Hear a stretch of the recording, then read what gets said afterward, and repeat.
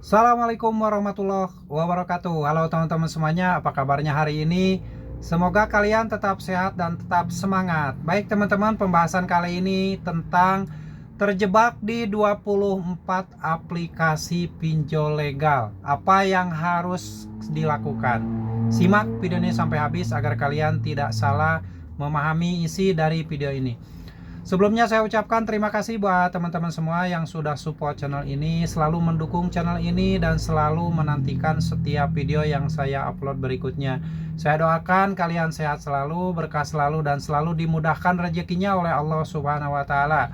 Baik teman-teman, yang namanya terjebak di aplikasi pinjaman online buat nasabah yang baru saja mengenal pinjaman online itu sesuatu yang sangat menakutkan. Apalagi kalau misalkan kalian terjebak di 24 aplikasi pinjaman online.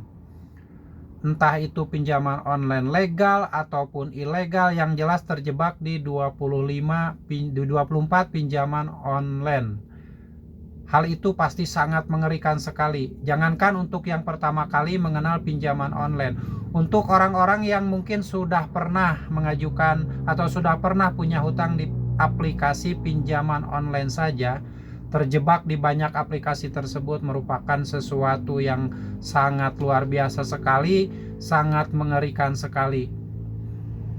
Dan buat kalian yang pertama kali mengenal pinjaman online, sewaktu jatuh tempo, panik, tidak ada uang, akhirnya kan gali lubang tutup lubang di aplikasi pinjaman online yang lainnya. Sehingga tanpa kalian sadari, tahu-tahu udah jumlahnya 24 aplikasi pinjaman online.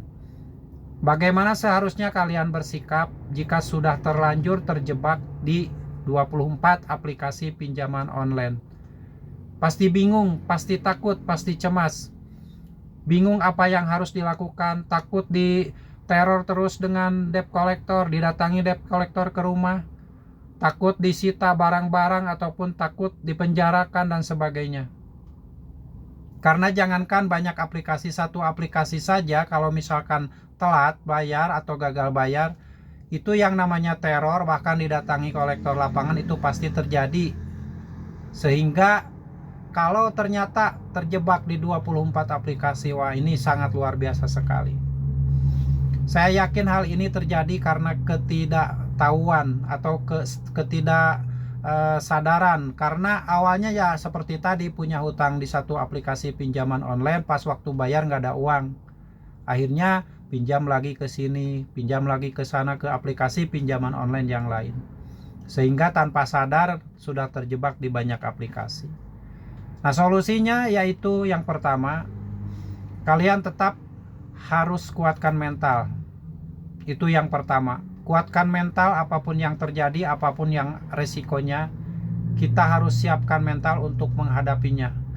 Karena kita telat bayar atau terjebak di banyak aplikasi tersebut bukan faktor kesengajaan. Karena faktor ketidaktahuan dan waktu-waktu membayar tidak ada uang untuk membayar. Bukan sengaja tidak dibayar. Jadi kuatkan mental yang pertama. Yang kedua, tetap berpikir santai, tetap berpikir tenang, tetap berpikir secara logika. Jangan terlalu terbebani dengan teror, jangan terlalu terbebani dengan ancaman-ancaman yang datang, yang dilakukan oleh kolektor ataupun DC pinjaman online tersebut. Kalau kita bersikap tenang, bersikap santai menyikapi semua ini, pasti tidak akan melakukan sesuatu yang di luar kewajaran. Yang nanti kalau misalkan kalian terlalu panik, terlalu takut, terlalu menyikapi segala sesuatunya dengan akal sehat, itu hal yang terburuk bisa saja terjadi dalam hidup kalian. Bisa saja kejadian-kejadian yang pernah kita dengar di pemberitaan, ada orang yang bunuh diri karena stres, karena terus-terusan diteror, karena terus-terusan ditagih sementara tidak punya uang. Itu bisa saja terjadi. Jadi kuncinya adalah kuatkan mental, tenangkan pikiran, santai saja menyikapinya semua ini. Dan kalian jangan lupa untuk terus berusaha mencari rezeki, terus berusaha mencari peluang-peluang untuk mendapatkan uang, agar nantinya kalian bisa menabung dan bisa melunasi hutang-hutang kalian. Jadi kalau misalkan kalian terlalu panik, takut didatangi debt collector, takut disita barang-barang yang ada di rumah, takut dipenjarakan, takut dibawa ke jalur hukum dan sebagainya, itu kalian tidak bisa fokus untuk mencari rejeki, tidak bisa fokus untuk mencari peluang-peluang agar bisa mendapatkan sampingan, mendapatkan uang sampingan dari tempat lain atau dari usaha-usaha lain. Jadi saran dari saya, kalaupun kalian terjebak di banyak aplikasi tersebut, tetap tenang, tetap santai, kuatkan mental menghadapi semua ancaman teroran yang dilakukan oleh DC pinjaman online tersebut. Insya Allah dengan sendirinya, kalau kalian mau berusaha, rezeki itu akan datang. Dan kalian bisa nabung, kalian bisa kembali menata hidup yang lebih baik. Dan solusi yang terakhirnya yaitu kalian selalu meminta pertolongan sama Allah Subhanahu wa Ta'ala, agar kalian diberi petunjuk, diberi jalan keluar, diberi solusi terbaik untuk bisa nantinya melunasi hutang-hutang kalian. Jangan takut dengan masalah yang mendera, karena kalian itu tidak sendiri. Pasti orang lain juga banyak yang punya hutang, banyak yang terjebak dalam pinjaman online. Yang terpenting kuatkan mental, siapkan fisik dan psikis kalian. Tidak usah malu kalau misalkan tiba-tiba ada kolektor lapangan yang mempermalukan kalian, ada yang bikin onar dan sebagainya.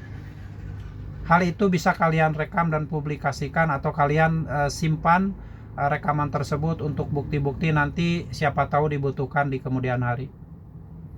Jadi salah satu solusinya yaitu kuatkan mental kalian, siapkan fisik, dan tetap fokus mencari rezeki agar nanti bisa menabung dan menyimpan uang untuk dibayarkan dan melunasi hutang-hutang kalian semuanya. Semoga video ini menjadi inspirasi, dan jangan pernah sekali-kali untuk menyentuh yang namanya pinjaman online. Karena pinjaman online itu sesuatu yang mungkin menurut mereka adalah membantu, tapi kalau untuk nasabah adalah itu jeratan. Kenapa jeratan? Mungkin di satu sisi nasabah merasa terbantu dengan dipinjamin uang, tapi di sisi lain ada jebakan-jebakan yang mungkin bisa saja menjerat nasabah untuk terlilit hutang yang lebih besar. Jadi sebaiknya sangat berhati-hati jika menemukan ataupun jika melihat iklan-iklan pinjaman online yang menawarkan uang dengan bunga ringan. Itu sebaiknya kalian berhati-hati, karena tanpa kalian sadari kalian akan terjebak dalam lilitan hutang yang semakin besar yang tidak mungkin dilunasi. Jadi jangan sekali-kali meminjam uang di pinjaman online. Itu sangat berbahaya sekali. Semoga menjadi manfaat buat teman-teman semuanya, dan saya harapkan kalian yang saat ini sedang kesulitan ekonomi, semoga Allah memudahkan rezeki kalian dan segera dibukakan pintu rezeki yang lain agar segera bisa melunasi hutang-hutang kalian. Sampai jumpa lagi di video saya selanjutnya. Wassalamualaikum warahmatullahi wabarakatuh.